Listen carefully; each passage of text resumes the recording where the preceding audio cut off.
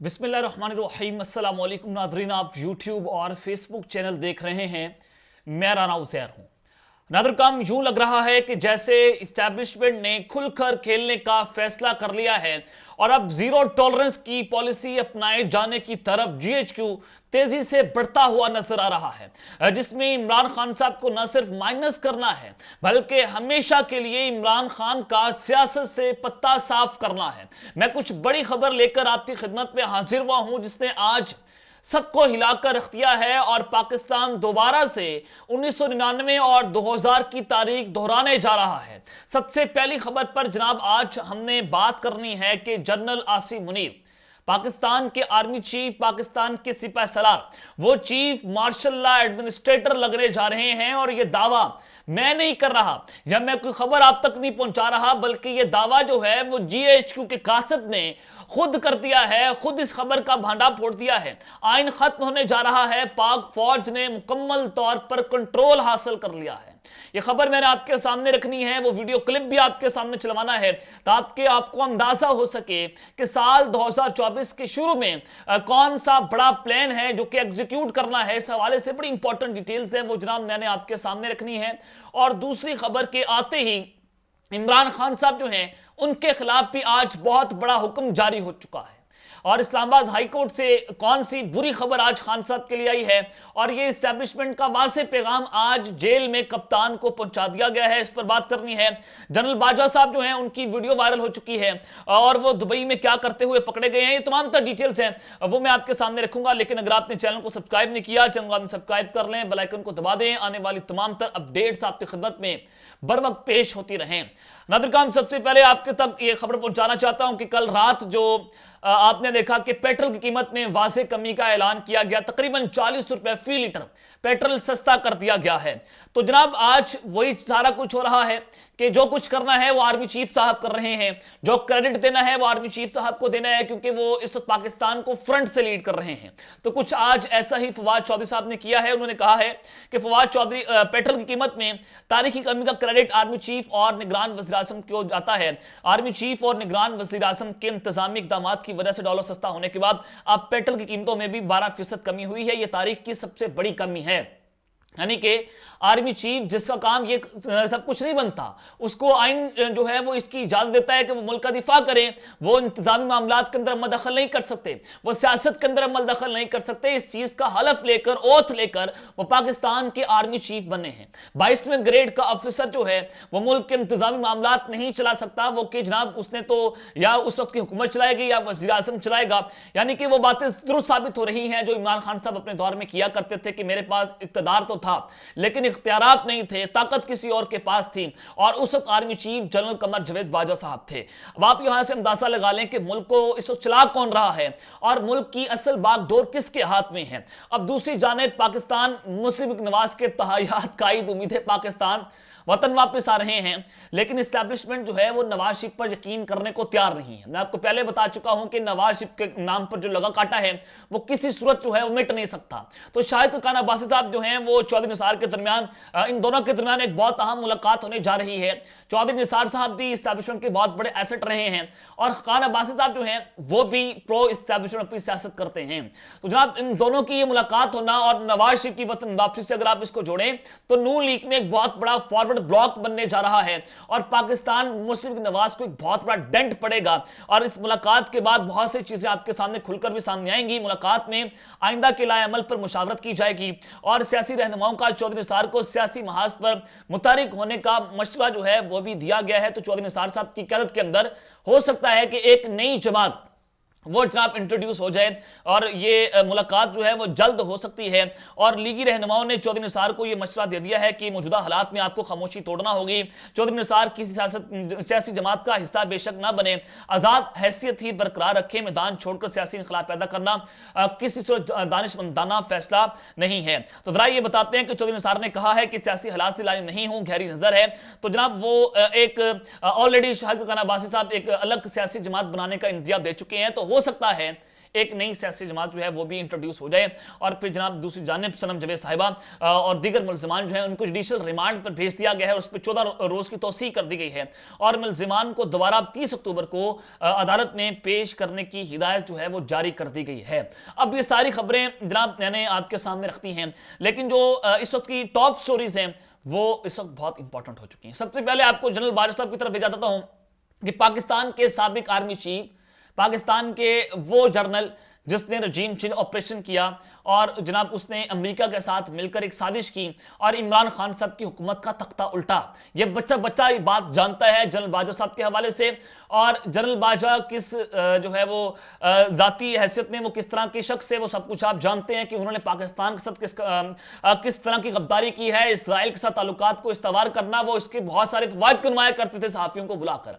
इमरान खान साहब जो हैं उनको गिराने में अहम किरदार अदा इनका रहा और अमेरिका के साथ मिलकर जो कुछ हुआ वो जनरल बाजवा साहब की मरहून मन्नत है और इन्होंने जो आइन तोड़ने की कोशिश की है, जो तोड़ा गया वो भी जनरल बाजवा साहब ने किया। पाकिस्तान की तारीख में इस कदर कोई गंदा जनरल आर्मी चीफ नहीं लगा होगा जिस कदर ये जनरल बाजवा साहब जो है वो आपके सामने आए थे।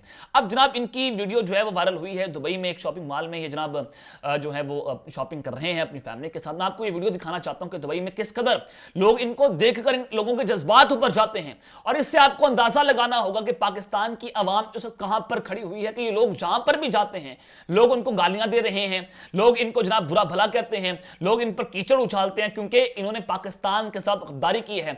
और यहां से आपको अंदाजा हो जाना चाहिए और आने वाले जो अब के चीफ हैं उनको भी निशाने इबरत पकड़ना चाहिए कि जब वो बाहर निकलेंगे तो लोग उनका क्या हाल करेंगे। जरा आप ये वीडियो देखिएगा।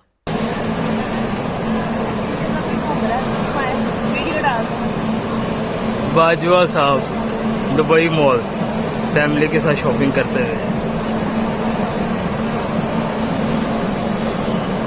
चोर।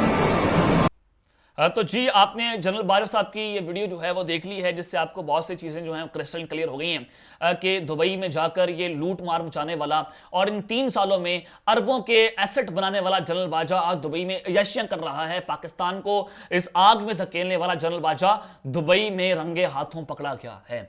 जनाब दूसरी जानिब आपको बताना ये चाहता हूं कि जनरल आसिम मुनीर साहब जो हैं वो चीफ मार्शल एडमिनिस्ट्रेटर तैनात होने जा रहे हैं, आइन खत्म होने जा रहा है, इलेक्शन मनसूख होने जा रहे हैं और ये एक बहुत बड़ी खामोशी जो है वो तोड़ी गई है और ये खामोशी GHQ की कासद ने खुद तोड़ी है जो इमरान खान साहब के घर के बड़े करीब हैं, खान साहब की बहनोई हैं और फिर वो इमरान खान साहब के सबसे बड़े नाकद भी हैं और उनका बेटा हसन न्याजी साहब इस वक्त उन्हीं लोगों की तहवील में है जो जिनके साथ हफीजुल न्याजी साहब जो हैं उनके बड़े अच्छे मुलाजिम भी हैं।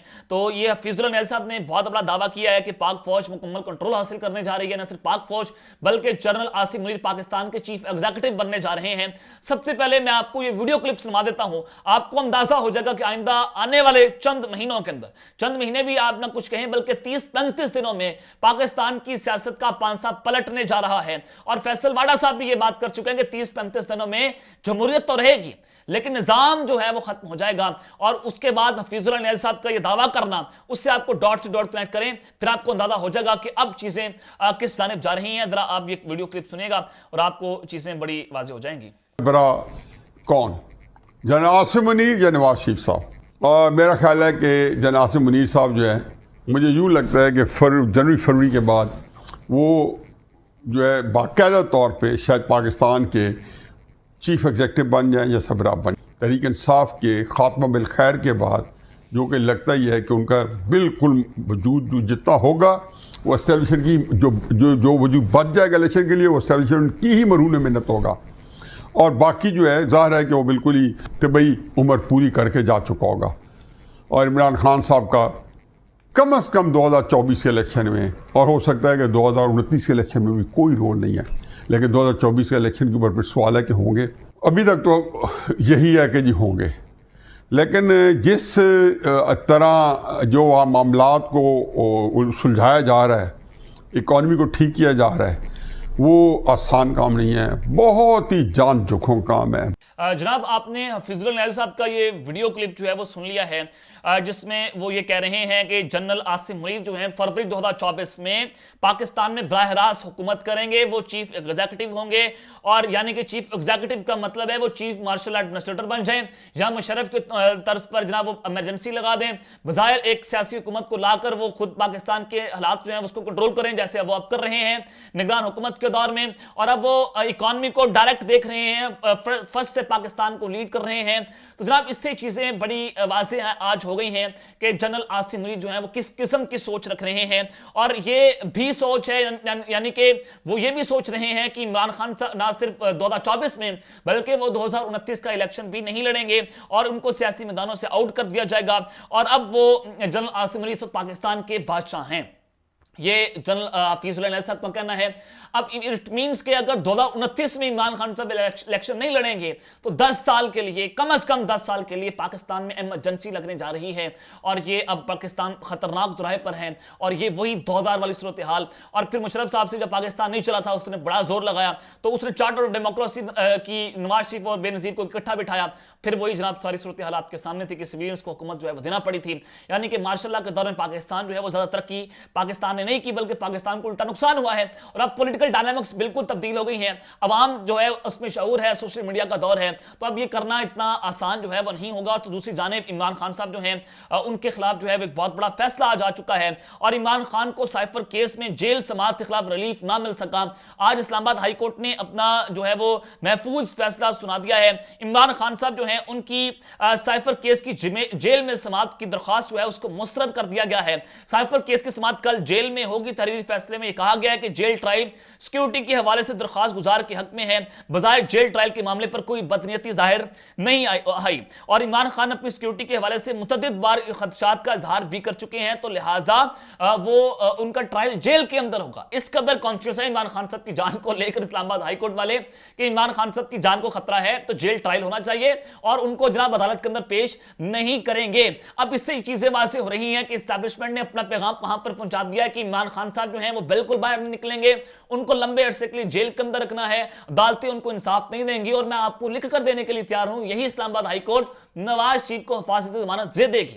यानी कि एक भगोड़े इश्तिहारी मुजरिम फरार जो है, जो अदालतों को चूना लगाकर यहां से भागा था, आज उसको जो है वो जमानत मिल रही है, उसको जमानत मिल जाएगी। हालांकि कानून और आइन इसके बिल्कुल मुतसादिम है। और दूसरी जानिब पाकिस्तान के साबिक वज़ीर आज़म जिस पर एक बोगस केस बनाया गया साइफर का, उसमें इमरान खान साहब जो हैं उनकी दरख्वास्त को मुअत्तल कर दिया गया है। तो दूसरी जानिब पाकिस्तान तहरीक इंसाफ जो है उनको बाबा ग्राउंड और मोची गेट पर भी जलसे की इजाजत जो है वो नहीं मिली है।